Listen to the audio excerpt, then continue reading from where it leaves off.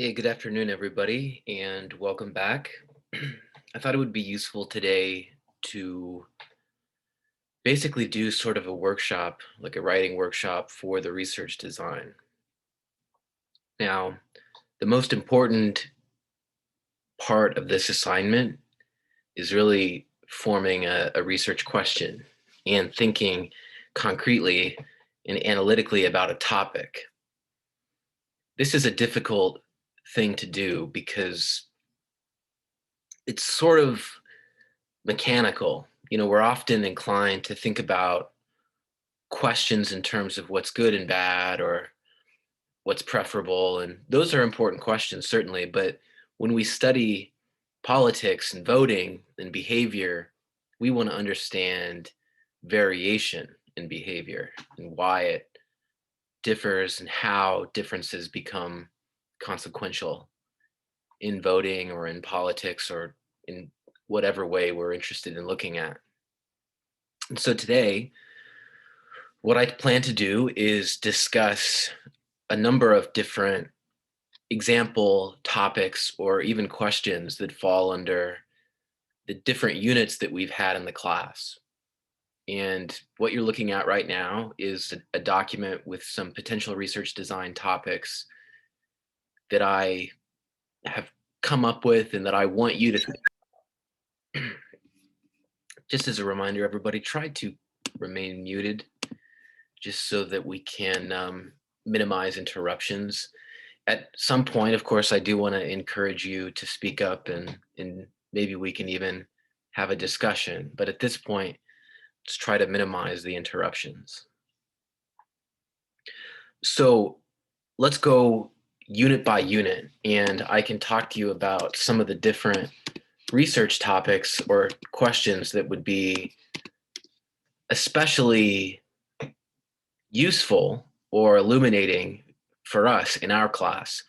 And what I want to do later is have you use the chat to communicate with me about what research topic or question speaks to you and you want to address so that I can engage with you and give you some feedback and some input, help you to formulate that question and refine that question depending upon how much thought you've put in and where you are in the process. It's possible that you're just now beginning to think about it, and that's completely fine. Some of you may be further along, and that's fine too. The goal of this today is for me to just support you and help to clarify the assignment and the different topics that might be useful to study and might be especially illuminating for us. So the first unit that we did this semester focused on economic voting. And remember that economic voting has to do with the importance that the voter attaches to economic circumstances and their personal economic position, which we usually understand in terms of their income and their uh, wage or their salary and how their position has improved since the last election. We also thought about issues about how economic voting differs in, say, developing countries. We talked about how roads and access to services might be part of the economic component. Whereas in, say, the United States or a more advanced democracy, economic voting might be more about, say, level of unemployment or, say, the government's management of a recession. Remember that we talked about African cases where road construction mattered a lot to the success or the fate of incumbent presidents. That's certainly an example of how economic voting looks a bit different depending upon the circumstances and depending upon where we're studying the voting. And so economic voting is already interesting because you can study different concepts or different dimensions of economic voting and talk about, say, economic voting in advanced countries or economic voting in developing countries. You might ask, under what conditions will economic voting occur and when will it not occur? And so, what is there in terms of variation in economic voting across time, say across elections or economic conditions? Why do recessions lead to more economic voting, and why do periods of growth lead to less economic voting? And is that the case in a lot of different cases, or is that the case in developing countries as well as advanced countries? You might investigate these sorts of questions. You might investigate questions about when or whether economic voting becomes more important than, say, partisan voting, in the relative importance of these different motivations and these different parts of the voters, I guess, profile, if you will. But partisan voting is the second unit that we addressed, and there is a comment, so I'm going to address that.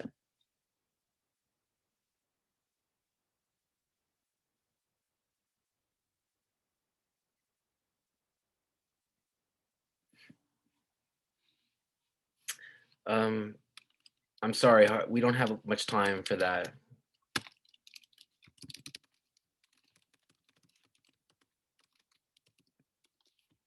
Yeah, I've received those messages, but I'm sorry, we just don't have a lot of space in the class. The second issue is partisan voting. And partisan voting concerns, and by the way, let me actually pause and address that. Yes, you may have noticed that we don't have a public chat anymore in the class. And the reason is because there was an issue with some spamming of the chat. And there was also an issue with some students, or one student, mocking others in their comments and their questions, and in my own comments. And so the chat is a privilege and not a right. And I can, as the instructor in this course, decide to create a situation where you can communicate with me, but not widely with the class. And just to be clear, if we were in person, I wouldn't allow you to have conversations among yourselves or talk openly about unrelated topics either. And you know, this management of the classroom environment does involve placing these sorts of limitations. And so in my opinion, we've had a better and a more constructive classroom experience since we've put some limits on engagement via the chat. And remember too that we focus a great deal on very substantive and specific content. And sometimes if the chat is abused, it can be easy to get to unrelated topics or to lose focus. And in the case of short classes where we have only 50 minutes to address the issues at hand, we just can't afford to get off to unrelated discussions. And so I thank you for, you know, being understanding and working with the model that we've chosen to go with.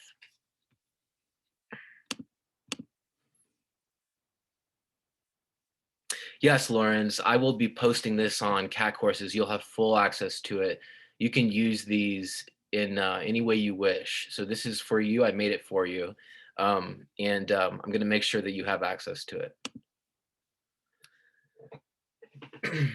And the last thing I'll say is it also became an issue because the learning experience of students in the class was affected and undermined by some of the things that were going on. And so that is totally unacceptable. And you know, it's a freedom and a luxury for us to use the chat, but it can also be something that can work against the overall objectives in the class. And so we have to be careful and be wise about how we use the technology. Okay, so partisan voting was the second unit that we did. And partisan voting related to the salience of different sources of partisanship. And we talked about family and civic organizations and work. We talked about the different involvement of voters and organizations and how they might have a variety of different identities or different strengths of attachment to different groups, in how their voting behavior and in particular their partisanship is really going to be a product of that.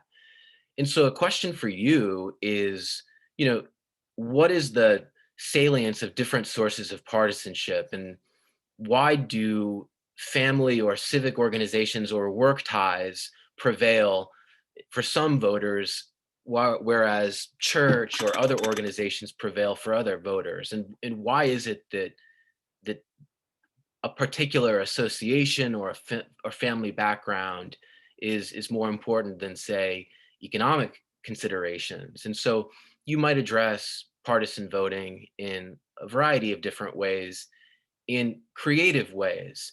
You might address the question of generational change in partisan voting, change across generations. Why do some children identify with parties different than those of their parents? How can we explain this change? Or what are some of the effects or the consequences of generational change? And these are difficult questions for the partisan models, but they would be really interesting as research study questions. And so for you, that's one possibility. You might consider, what are the determinants of change in party identification? Why do voters change their party ID? And then what are some of the consequences, or how does a change in party ID affect politics in ways that continuation in party ID would not? And these are all analytical questions that individually could be questions that you could use it as your question for your research design. In general, there's sort of this debate between economic voting and partisan voting. And sometimes the most useful questions will help to arbitrate between them. And so, for example, to what degree do economic evaluations change partisan identification? Is there a moment where economic evaluations can dislodge party attachments? Or do party attachments minimize or limit the role of economic voting, or condition the circumstances under which economic voting takes place? There's an interesting dialogue to be had between the two because they really occupy different places in the discussion. Economic voting is clearly rational and strategic. Partisan voting is much more sort of social and subjective, and really has to do with the logic of appropriateness that's sort of understood as handed down through family lines, and then acquired and adopted and reinforced at work and in school and at church. So these are all interesting parts of the story, and individually the questions are all worthwhile addressing, and it's up to you what sounds most useful as the question for your research design. If you're interested in information processing, there are some important differences in types of information processing. There's obviously rational and economic information processing, but there's also, of course, the satisficing and the sort of short thrift forms where voters process information in a much more piecemeal and in more efficient way. And the question for you might be, why do some voters use some types of information processing while others use other types of information processing? Why are some voters rational processors while others are not, for example? That's an interesting question about, behavior and in relationships between voters and information that will influence or shape their decision. So you could consider, for example, a question about change in information processing across voters or change within the same voter across time. And each of those are, ways of addressing essentially the same question about variation in information processing. Clientelistic voting was the next unit that we did. We talked a lot about how parties and politicians, especially in developing countries, will purchase the votes of voters, and they'll do so in either a contingent or a non-contingent way, but that always the exchange involves really the exchange of material support for political support. And then there's variation across countries in the rate or the frequency of clientelistic voting. There's also variation across time. Why is there variation? Why do some countries exhibit much higher levels of clientelistic voting than others?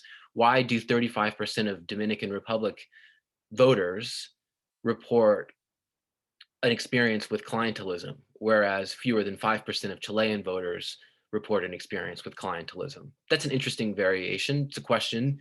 The general question is, what explains variation across space in clientelistic voting or patterns of clientelistic voting?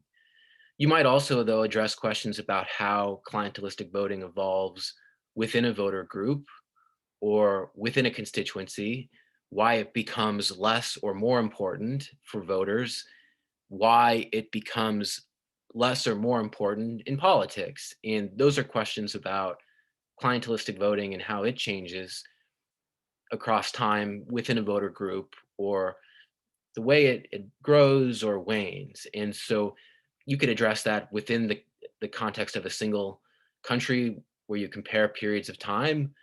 You can also address that by studying multiple countries across multiple periods of time. Then finally, you can address questions about the effects of clientelistic voting on accountability and responsiveness.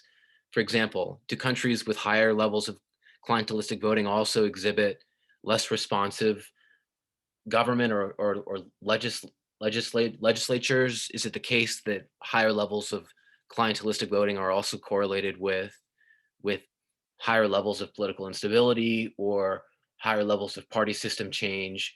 Are countries with clientelistic voting also more likely to witness party system collapse, for example, since the ties between voters and parties can be weak and can depend on the party's access to economic resources mainly? These are interesting questions. You can address those questions. Clientelism is obviously something that relates more to the experience of voting behavior in developing countries. And so obviously some of these questions are more tailored to certain experiences than others, and that's fine. But what you would choose to do is obviously up to you. And remember that I taught you the comparative method. I taught you how to use the method of difference and the method of agreement. And those methods can be useful in this case because you can study voter behavior at the individual level across two or more countries, or you can study the outcomes of elections across those two countries at the collective and aggregate level. Both of those approaches would involve isolating on the patterns of similarity and difference that become useful when you're using the method of similarity or the method of difference. And those methods are pretty straightforward, and they have the advantage of permitting you to engage in an analysis, or at least propose an analysis without access to very sophisticated statistical analysis and tools. Comparative politics is often synonymous or associated closely with these comparative methods. Large in analysis, those methods are equally appropriate. And often when we're studying behavior, we do study behavior using those methods, and you can propose to use those as well. But the methods that I taught you will be relevant in the case of these kinds of questions, and you can imagine using them in a variety of useful ways. Turnout was, oh, hold on.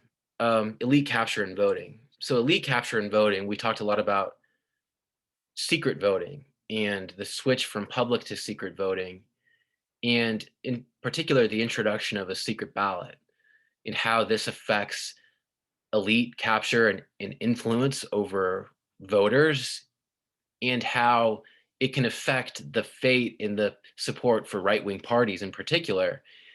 It's interesting to think about questions about the causes of the switch from public to secret voting. What causes the adoption of a secret ballot? Uh, in turn, what causes the move from secret to public voting? That's probably very rare, but that's a question that you could ask. In general, what are some of the political effects on voter behavior of introducing a secret ballot? And does the secret ballot become an important tool in perhaps increasing turnout, or even minimizing the influence of landed interests who have close ties to right-wing parties? We talked about in the Chilean case how the secret ballot did alter the support for right-wing parties. But everywhere, the secret ballot helped to reduce the likelihood of intimidation, bribery. And the secret ballot then is part of political behavior. You can study it, ask interesting questions about it, depending upon what you like about it or what might interest you.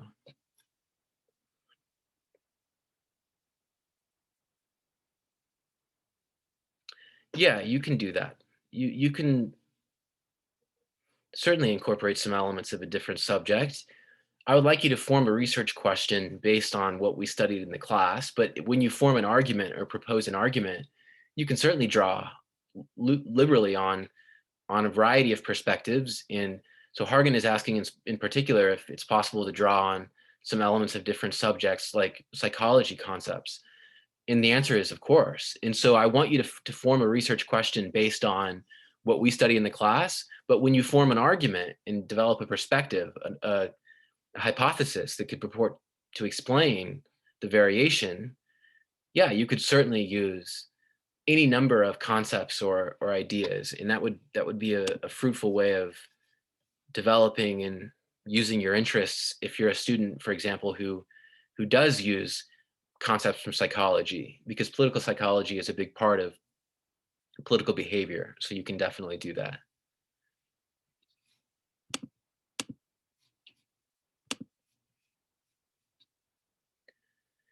Ethnicity in voting is another subject that we addressed. And in particular, we talked about how in African countries, there's this conception that often elections are just ethnic headcounts. And we wondered and asked if ethnicity functions in a more sophisticated way to shape voter behavior. And in particular, we talked about different ways that parties deploy ethnic appeals and appeals to group traits, or what we later would call more charismatic uh, trait-based identification appeals.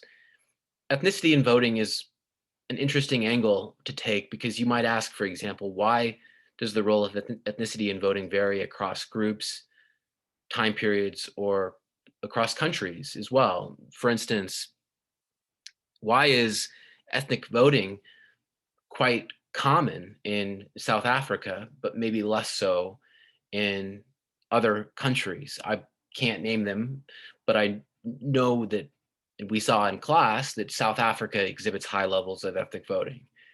And in particular, there's a role for the ANC, the African National Congress, is sort of the Black Party. And ethnic voting then is clearly a part of political behavior. And so you can ask questions about why it varies, the level or the frequency, and then maybe the types, and then the effects of ethnic voting. These are all angles that you could take.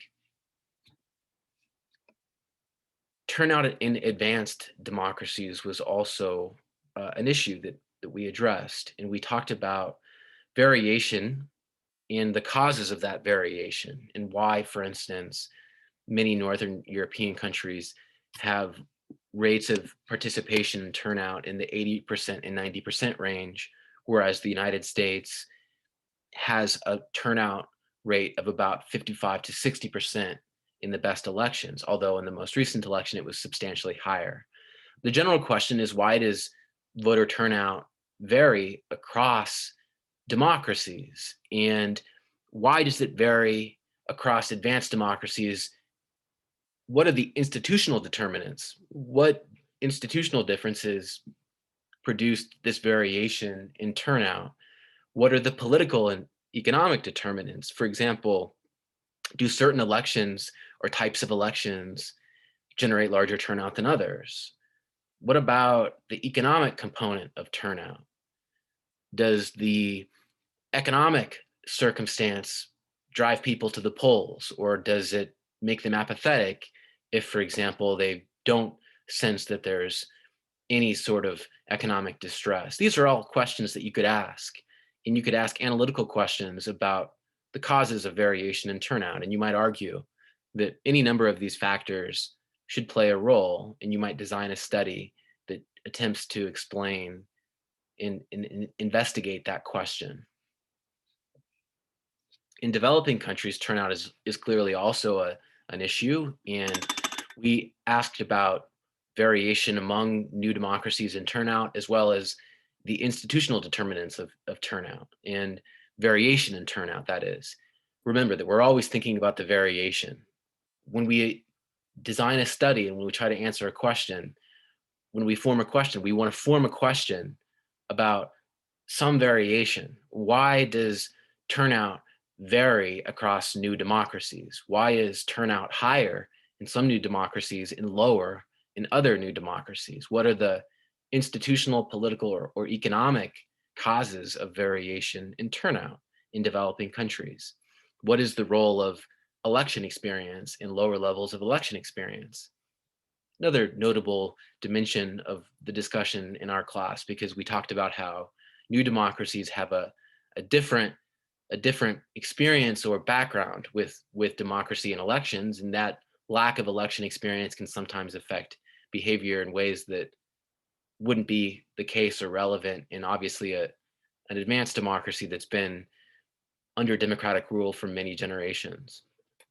Finally, we turned our attention to theories of protest and contentious politics, and we talked about variation in the strength of social movements and the goals of social movements, their strategies, their organization. We talked about their causes of failure, the causes of success in social movements and collective action. Why do they successfully achieve their objectives in some cases and not in others? And these are all interesting questions. You could explain variation in any dimension of a social movement that we identify above, and all would be worthwhile. And you could study and compare different social movements or compare countries, and you can try to make inferences about what might explain the variation. And you could use those comparative methods that I taught you in a useful way. We talked about protest, riots, and rebellion.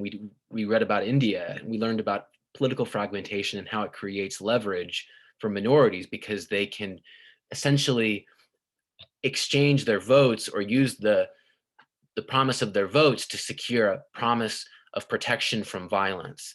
And it's precisely because the level of political fragmentation parcels out the vote and gives smaller groups an important sort of lever that they can use to influence politics. Where there's lower levels of political fragmentation and only a couple parties rule, those minorities have far less leverage and they can't obtain protection and they can't obtain promises of protection from violence. But when political fragmentation is higher, they can. You might investigate the effects of political fragmentation on minority leverage and along in different issue areas. We talked about protection from violence in the case of India, but it might as well be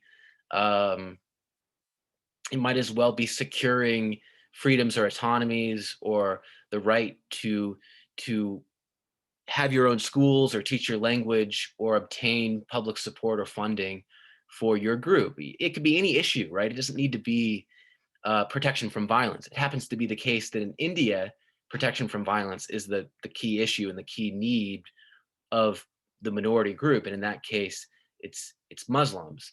But it could be a different minority group in other countries. And there could be interesting questions about why minorities possess or lack political leverage based upon the level of political fragmentation. And you might investigate that in a different issue area.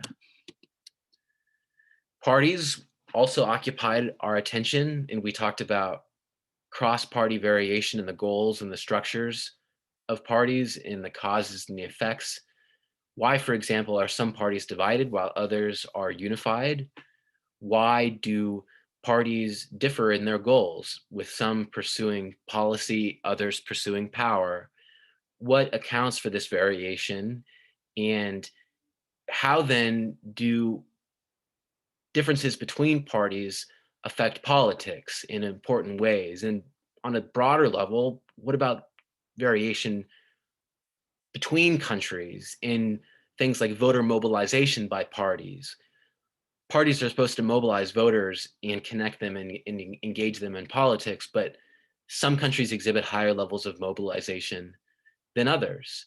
And it's interesting to investigate why is political mobilization by parties higher in some cases and lower in others? And what would the implications be if our objective is to engage voters and get them to the polls? Party voter linkages is the most recent thing we've discussed. And we've talked about how parties can vary in terms of the linkage. It could be charismatic, it could be programmatic, it could be clientelistic. These are very different strategies. And it's interesting to ask, why do some parties adopt a charismatic linkage building strategy while others adopt a programmatic strategy, while others adopt a clientelistic strategy? Why do some parties switch strategies? Why did they switch from one strategy to another? And then what are some of the consequences or the effects of linkage switching? When parties switch strategies, how does that affect their electoral success? Does that make them more or less competitive in terms of race to gain power, if we understand parties as principally motivated to win power? These are all interesting questions. These are things that would involve an investigation of the core concepts and themes from the class, but would involve a creative approach, an analytical approach, a critical question that really takes on some of the substance of the issues. And what I want to do now is I want to begin to hear from you, but I want to use the chat. So take a moment and step back and think about, what topic interests me. And if you have a research question that you formulated or that you have identified as useful, just go ahead and share that. If you're thinking about what to do and you're reckoning with the options and you want my input, I'm happy to give you it, and I'm happy to help you to refine the question. So let's take a moment then, and you can just kind of think about some of the options available, and share with me in the chat what you have in mind, and we can go from there.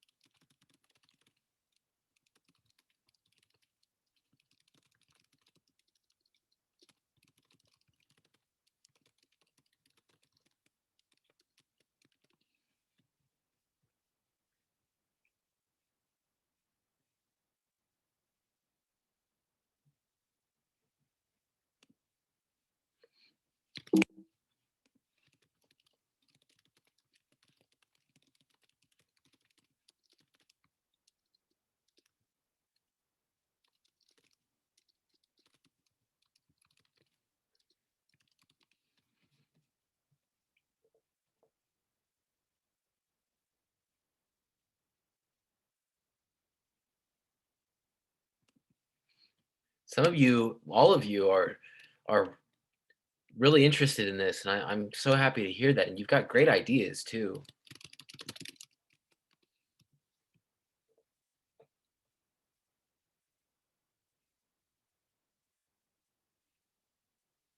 Yeah, that sounds good, Kevin.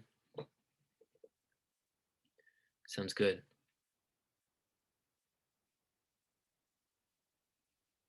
Good, Casey. Yeah, then the question just becomes, is there some hypothesis or some variable that you think explains the variation?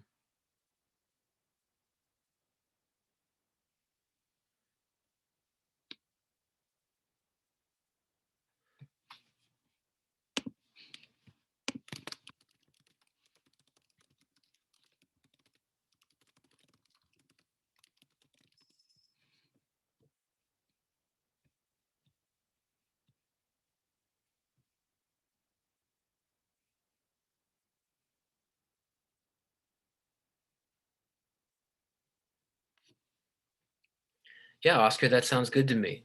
You can approach that in a lot of ways. That's a clear difference, and you can address that. Good. And you could maybe even study that across time in a case. if you wanted to.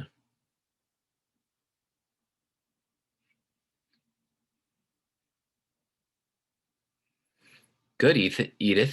That's a really interesting angle, and I think that the clientelistic component of the PRI's success is very important. And you've got an argument and an issue and a question there. I think the question is something that could be refined a little bit, and I'll engage you there.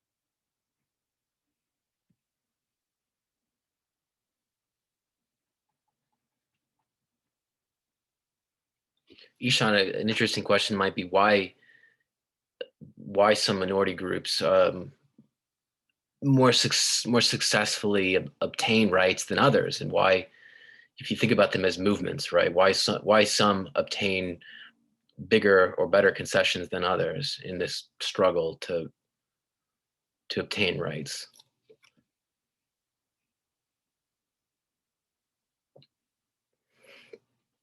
I want to continue to encourage us to think in terms of variation. There's a lot of really wonderful thinking going on here, and the best way to organize your ideas, in my opinion, is always to think about, what is the variation or what are the differences that I'm trying to explain.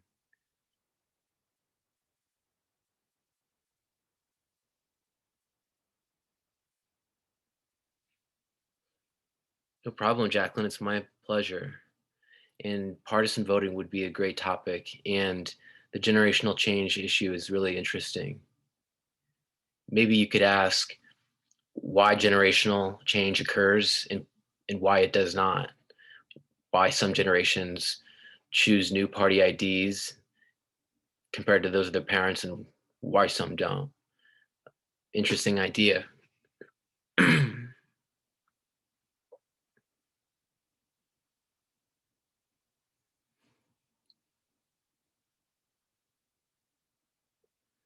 Yeah, Kevin, Turkey is certainly an example of a country where social movements in non-political or non-electoral behavior are more important than ever because of some of the limits imposed on democratic institutions. So you can certainly think about Turkey as an example of, a place where non-electoral behavior is important to study, and how that would fit into your case or your study or your design is sort of up to you.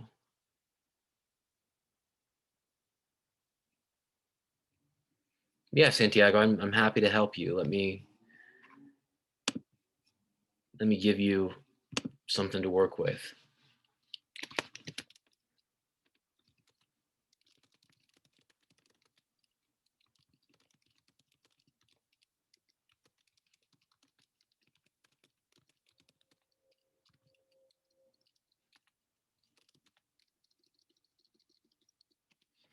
The key, Santiago, is just to always try to think about some variation and what that variation could be, and that might be interesting to you. So if the topic is of interest for you is partisan voting, why does partisan voting vary from country to country, or why does it vary from group to group, or by age, or whatever dimension you might choose to look at?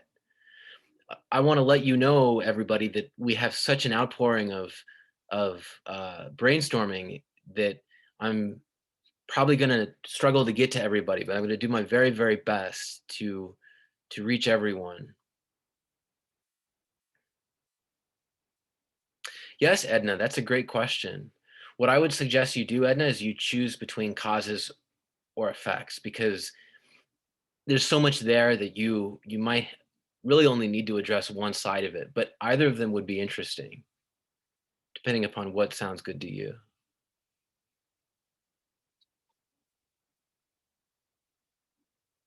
That sounds great, Hargan. Yeah, you could absolutely look at that. There's data on that too. And you could maybe even think about designing a study with some experimental component that might involve using a treatment or trying to determine how the introduction of clientelism affects satisfaction with democracy. Very interesting. Certainly something that would be worth investigating.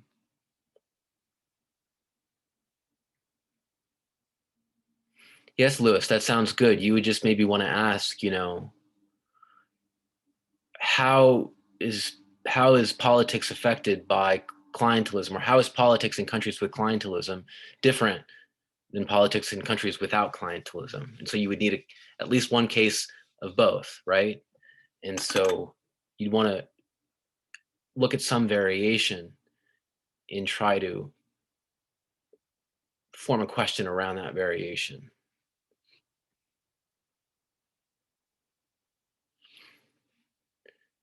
Chandon is interested in ethnic voting across groups. And that is an interesting and useful comparison, Chandon. You might think about, is there a country in Africa that's especially comparable to India, either in a method of difference or a method of agreement comparison, and why the role of ethnicity or ethnic voting varies across groups? Very interesting, because something there about why the groups themselves might differ, and that's an interesting angle, because we're learning then about the groups in about their politics and maybe the internal organization of the groups. That sounds good, Zuriel. So maybe,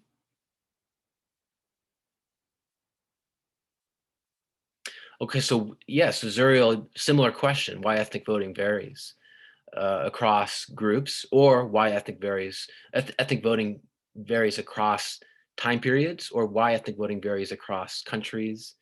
You can think of ethnic voting along any of those dimensions, a whole number of different ones that would be useful ways of studying it. Rwanda is a good example. You could even study Rwanda across time or compare Rwanda to another country. You can split Rwanda up into two cases and try to observe some variation if you do.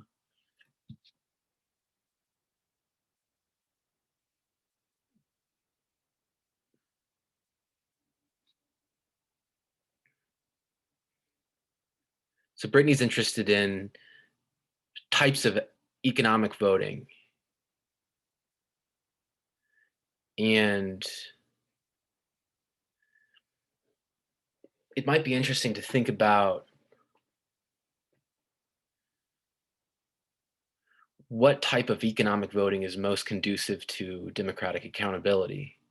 And so you're sort of trying to study the relationship between accountability as the dependent variable and different types of economic voting as the independent variable. And you can make comparisons and try to figure out, well, is one more conducive to such accountability than another? And do these differences amount to something systematic, and is there something there? And I think that probably there is something there. It's an analytical question in the sense that we are comparing the different types of economic voting, and you'd want to think about the method, of course, and how to set that up. But I think that the question of the differences in how different forms of economic voting affect accountability is totally interesting.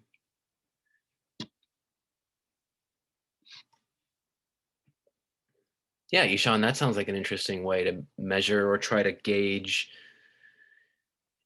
As Ishan's discovering, when you set up a design or a research design, you've got to make choices about how you're measuring or how you're gauging something. What indicators are you using? How are you determining the values that countries take? Now, this isn't your dissertation, so don't worry. You don't need to go that far, but you'll get to think creatively about, how you're measuring something and what metrics you're using and what it would mean, the trade-offs between different ones. That sounds good, Virginia. Great.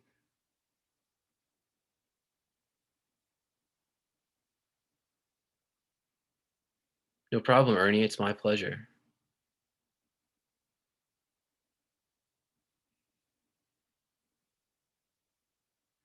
Yeah, Virginia, I would encourage you to look beyond the United States. And sometimes we learn the most, if not usually, when we study systems that are unfamiliar to us.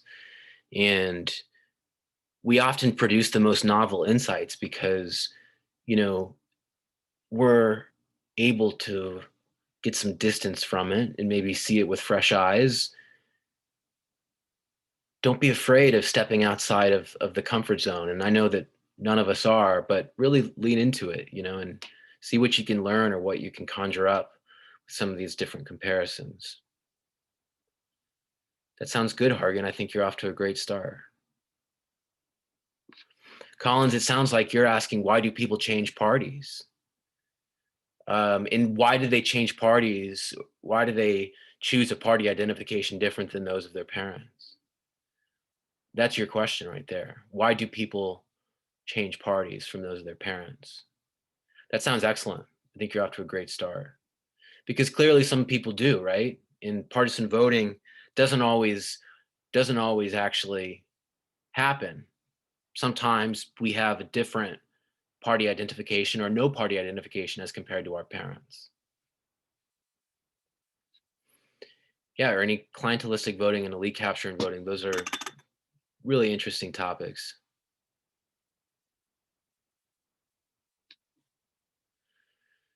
So Angeles, maybe something like, how do life experiences affect party identification or voting behavior? Maybe you can think about, if the issue is voter identification or party identification, does college experience or new experiences in life, do they change their party identification? And are there experiences that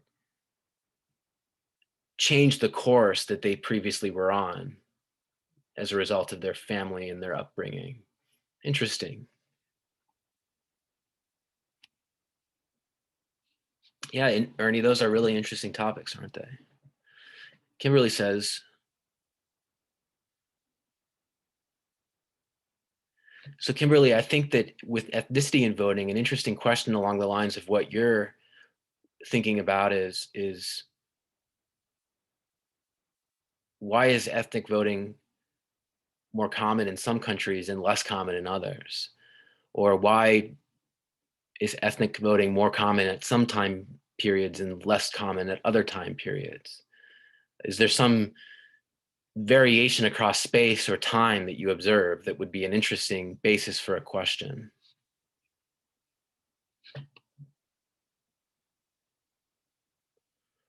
Zuriel, there may be others. This is kind of the totality of what we covered in terms of like the analytical questions and the themes and the issues that arose in the class content. There almost certainly is more, but this is something that will get you started and get you going. I Collins, I wouldn't expand on it that much. I think it's a great question. Why do people change their political party? Why do they change their party identification? Or why do they identify with a party different than that of their parents? That's a great question. It's very straightforward, and you wouldn't want it to be any more complicated than that. But you would expand on that by then, developing some hypothesis about why people will change party identification, why they would do that. And so that would be up to you to think about what might be the explanation. Good, Virginia. Definitely, Aiden. I'm agreeing with your comment about looking at multiple cases.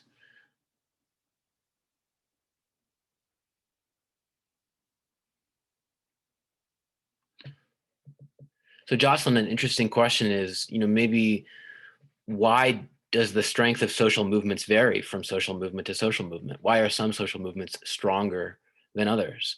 Why are some social movements strong while others are weak? But you could look at that in a variety of ways, and it sounds like you're off to a good start.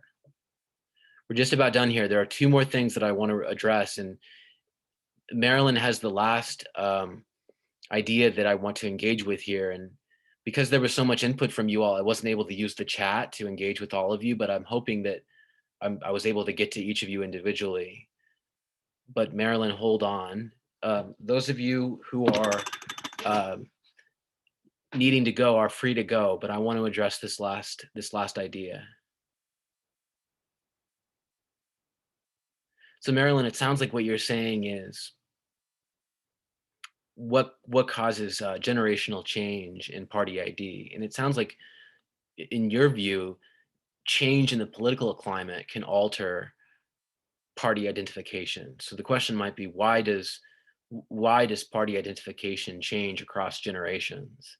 And your hypothesis might be, well, change in the political climate can alter the transmission of party identification and attachment. And it sounds like that's the intuition that you have.